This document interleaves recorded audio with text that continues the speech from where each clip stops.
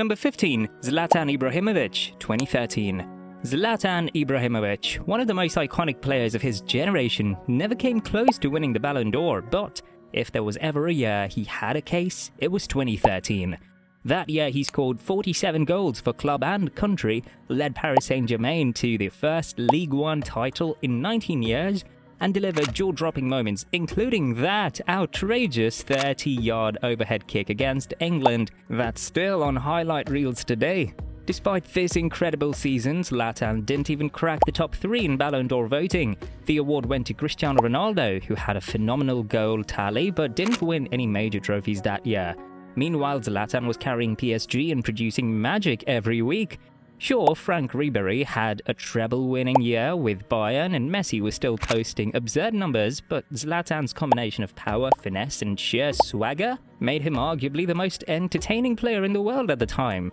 Was his personality too polarizing for voters? Maybe. But in 2013, Zlatan was at his absolute peak, and his Ballon d'Or snub remains one of the most overlooked injustices in the awards history. Number 14, Neymar, 2015. In 2014-15, Neymar had the season of his life. 39 goals, 10 assists, and part of the legendary MSN trio with Messi and Suarez that destroyed Europe. Barcelona won the treble that year, and Neymar was huge in their Champions League run, scoring in both the semi-finals and the final. But despite all that, Neymar finished third. Messi, who was also brilliant, took the top prize. Yet many fans felt that Neymar's rise and clutch performances deserved at least a second-place finish, maybe even the Ballon d'Or itself. The gap between him and Messi that year, smaller than people remember. Up next is a player who suffered just like Neymar. Number 13, Luis Suarez, 2016.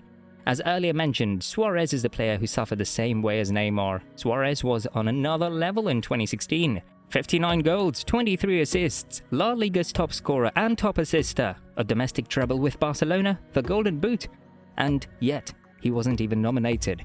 Ronaldo won that year, and sure, he had trophies, but Suarez's individual output was mind-blowing. Not making the top 3? Fine. But not even the shot list? That's criminal. Number 12, Vinicius Jr, 2024. This one still stings because it's so recent. In 2023-24, Vinicius Jr was on fire. With 25 goals and 12 assists, he wasn't just putting up numbers, he was the spark that lit up Real Madrid's attack.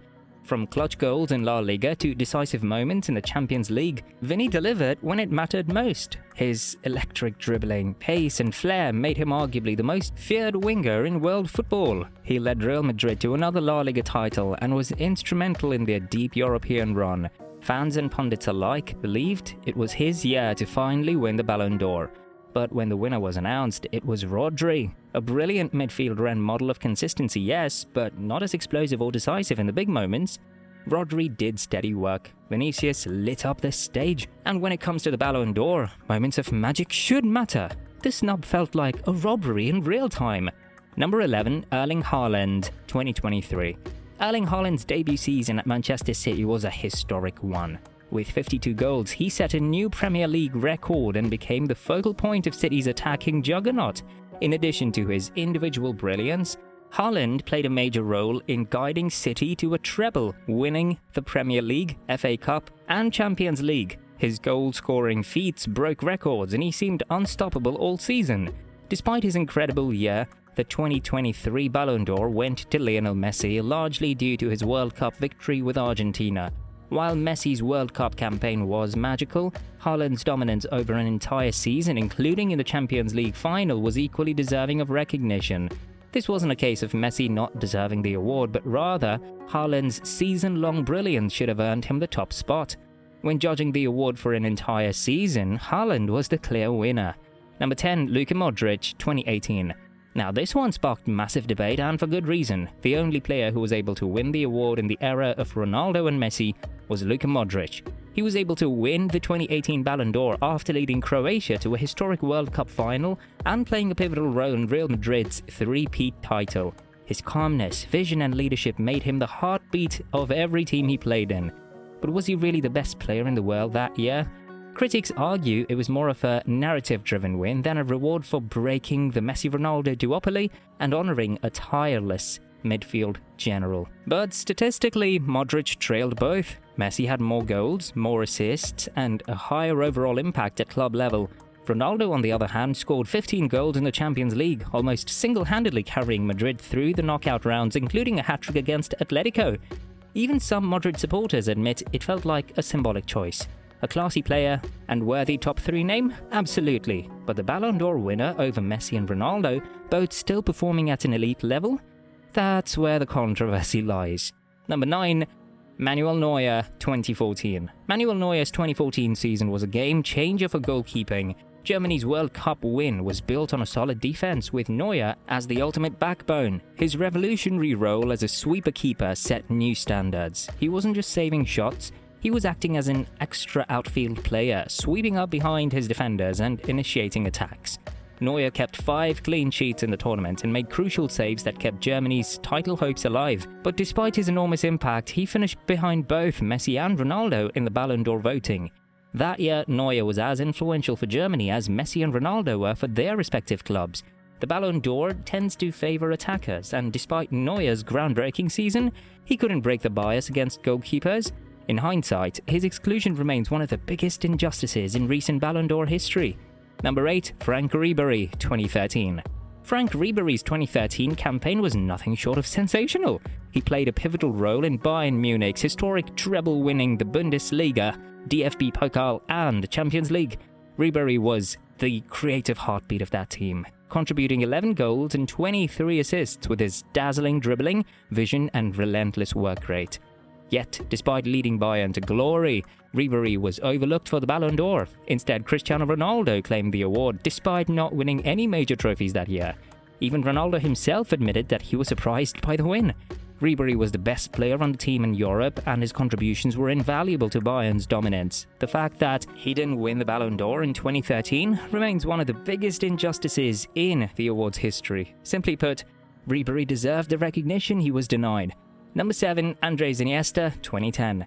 Andres Iniesta's 2010 was a year of pure footballing brilliance. He scored the decisive goal in the World Cup final, leading Spain to their first ever global title. At Barcelona, Iniesta was the engine in midfield, dictating play and contributing to a season that saw his team dominate domestically and in Europe. Despite his heroics on the international stage and exceptional club form, Iniesta finished 4th in the Ballon d'Or voting. Lionel Messi won, and while Messi's individual performances were exceptional, his Argentina team had a disappointing World Cup exit. Iniesta, on the other hand, was central to both Spain's World Cup success and Barcelona's triumphs. His all-around contributions were unmatched, and if any midfielder deserved the Ballon d'Or in 2010, it was him. His lack of recognition remains one of the most glaring oversights in Ballon d'Or history. Number 6. Wesley Sneijder, 2010. Wesley Sneijder had arguably the best all-around season of any player in 2010. He was the creative heartbeat of Jose Mourinho's Inter Milan, guiding them to an unprecedented treble Serie A, Coppa Italia and the UEFA Champions League. Sneijder pulled the strings from midfield, delivering clutch assists, crucial goals and showing incredible vision throughout the campaign. But he didn't stop there. That summer, he led the Netherlands to the World Cup final, scoring 5 goals including knockout stage winners against Slovakia and Brazil. He was joint top scorer in the tournament, and a key reason why the Dutch went further than anyone expected. And yet, when the Ballon d'Or voting came around, he didn't even finish in the top 3. Messi won despite a quiet World Cup and Barcelona falling short in Europe. Many felt Sneijder was robbed of the award not just because of his stats, but because he was the defining player of 2010. A complete midfielder denied recognition he fully deserved. Number 5. Sergio Aguero, 2011. In the 2010-11 season, Sergio Aguero delivered one of the most underrated campaigns in Europe. At just 22 years old, he scored 23 goals and provided 5 assists for Atletico Madrid, consistently carrying a team that lacked the star power of Spain's giants. His explosive dribbling, sharp finishing and ability to create something from nothing made him one of the most feared forwards in Europe. Aguero didn't just shine in La Liga, he played a huge role in Atletico's Europa League triumph, scoring vital goals and stepping up in big moments. Despite his individual brilliance and a major European trophy, he wasn't even shortlisted for the Ballon d'Or. Players with fewer goals, no silverware and far less influence were nominated ahead of him. The likely reason, Atletico didn't have the goal clout of Real Madrid or Barcelona, but on merit alone, Aguero deserved to be in the conversation. His omission from the list wasn't just an oversight, it was a genuine robbery. Number 4, Virgil van Dijk, 2019. In 2019, Virgil van Dijk delivered one of the greatest defensive seasons in modern football. He led Liverpool to Champions League glory and helped them finish with 97 points in the Premier League, just 1 point behind Manchester City. Statistically, he was a wall. No player dribbled past him all season. That's unheard of at the elite level. Beyond the stats, Van Dijk's presence transformed Liverpool. Calm, commanding, and always in control, he was the foundation of Europe's most feared backline. He also contributed key goals and assists during their Champions League run. Lionel Messi ultimately won the Ballon d'Or that year, and yes, he had another brilliant campaign, but Van Dijk's impact was historic. He didn't just defend, he elevated an entire team to greatness. Defenders rarely get recognition in these awards, but Van Dijk made an unmissable case. For many fans and pundits, 2019 was the closest a defender has come in years to truly deserving the crown. Number 3, Thierry Henry, 2003. In 2003, Thierry Henry was at the peak of his powers. With 42 goals and 26 assists, he dominated both the Premier League and Europe. His incredible pace, technique and vision made him one of the most unstoppable forces in football. Henry led Arsenal to second place in the league and an FA Cup final, playing a central role in everything they did offensively. However, the Ballon d'Or that year went to Pavel Nedved, who had a good season with Juventus, winning Serie A and reaching the Champions League final, but Nedved's individual stats were nowhere near Henry's, who was simply on another level. This decision highlighted a tendency to favour team success over individual brilliance. While Juventus had a more successful season in terms of trophies, Henry's exceptional numbers and influence on Arsenal made him the standout player of the year, leaving his omission from the top spot a baffling injustice. Number 2, Kaka, 2007. Kaka's 2007 Ballon d'Or win was the last before the Messi-Ronaldo era began, and unlike many debated wins, this was fully deserved. That year, Kaka led AC Milan to Champions League glory, finishing as the tournament's top scorer with 10 goals.